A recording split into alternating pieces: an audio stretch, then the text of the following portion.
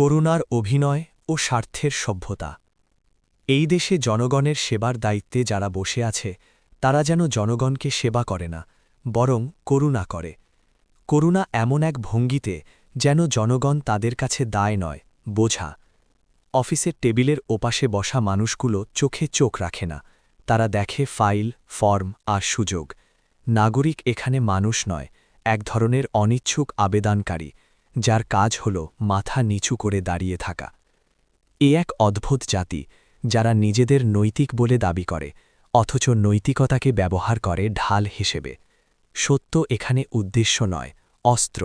সততা এখানে গুণ নয়, কৌশল। শিক্ষা এখানে আলোকবর্তিকা নয়, ব্যবসার সাইনবোর্ড। আর ধর্ম, সে তো সবচেয়ে নিরাপদ আশ্রয়, যেখানে ঢুকলে সব পাপ জায়েজ হয়ে যায়। দেখা যায় কেউ সত্য কথা বলছে, শুনতে ভালো লাগে, মনে হয় আহা, এখনও কেউ আছে। কিন্তু একটু গভীরে তাকালেই বোঝা যায় এই সত্যের ভেতরে লুকিয়ে আছে স্বার্থের সূক্ষ্ম হিসাব। সত্য বলা হচ্ছে কারণ এতে জনপ্রিয়তা আসবে, সত্য বলা হচ্ছে কারণ এতে প্রতিপক্ষ ঘায়েল হবে, সত্য বলা হচ্ছে কারণ এতে নিজেকে আলাদা করে জাহির করা যাবে। সত্য এখানে নৈতিক দায় নয়, এ এক ধরনের বিনিয়োগ, যার রিটার্ন ক্ষমতা, বাহবা বা নিরাপত্তা। একই দৃশ্য ধর্মের ক্ষেত্রেও। মানুষ নামাজ পড়ে, রোজা রাখে, ধর্মীয় ভাষণ দেয়, সবই দৃশ্যত প্রশংসনীয়। কিন্তু একটু খেয়াল করলে দেখা যায় এই ধর্মকর্ম আসলে একটা ইনভেস্টমেন্ট পোর্টফোলিও। কোথায় গেলে লাভ বেশি, কার সামনে গেলে ইমেজ বাড়বে, কোন ধর্মীয় অবস্থান নিলে নিরাপদ থাকা যাবে, সব হিসাব করা। ঈমান এখানে আত্মশুদ্ধির বিষয় নয়, সামাজিক বীমা। এই সমাজে শিক্ষা পেয়েছে সবচেয়ে বড় অবমূল্যায়ন।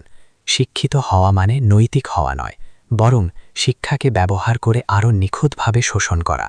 শিক্ষার ভাষায় দুর্নীতি করলে সেটা প্রসিজিওরাল, অশিক্ষিত করলে সেটা অপরাধ। ফলে শিক্ষিত অপরাধী হয়ে ওঠে সম্মানিত, আর সাধারণ মানুষ হয় অপরাধের শিকার।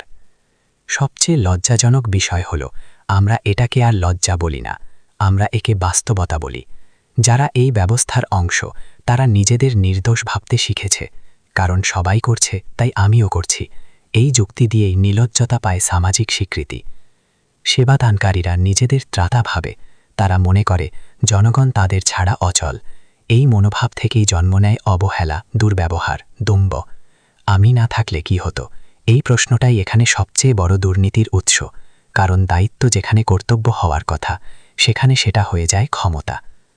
এই জাতি সত্যকে ভালোবাসে না, সত্য দিয়ে নিজেকে সাজাতে ভালোবাসে।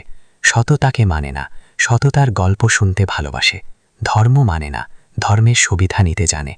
তাই এখানে সবচেয়ে বিপজ্জনক মানুষ হলো সেই ব্যক্তি যে খুব সুন্দর করে কথা বলে, খুব শুদ্ধ ভাষায় ধর্মের উদ্ধৃতি দেয়, আর খুব মার্জিতভাবে নিজের স্বার্থ উদ্ধার করে। ব্যঙ্গটা এখানেই, আমরা যত বেশি নৈতিকতার কথা বলি, বাস্তবে তত বেশি অনৈতিক হয়ে ওঠি। আমাদের মুখের ভাষা আর কাজের বাস্তবতার মধ্যে যে ভয়াবহ ফাঁক, সেটাই এই সমাজের আসল সংকট। তবুও এই লেখার অস্তিত্বই প্রমাণ করে সব শেষ হয়ে যায়নি, কারণ প্রশ্ন এখনও উঠছে। আর যে সমাজে প্রশ্ন ওঠে সে সমাজ পুরোপুরি নির্লজ্জ হয় না, শুধু বিভ্রান্ত থাকে। সমস্যা এই দেশে সত্য, শিক্ষা বা ধর্মের অভাব নয়। সমস্যা হলো এই সব কিছুকে আমরা আয়নার বদলে ঢাল বানিয়ে ফেলেছি। আর যতদিন এই ঢাল ভাঙবে না, ততদিন করুণা চলবে, সেবা আসবে না।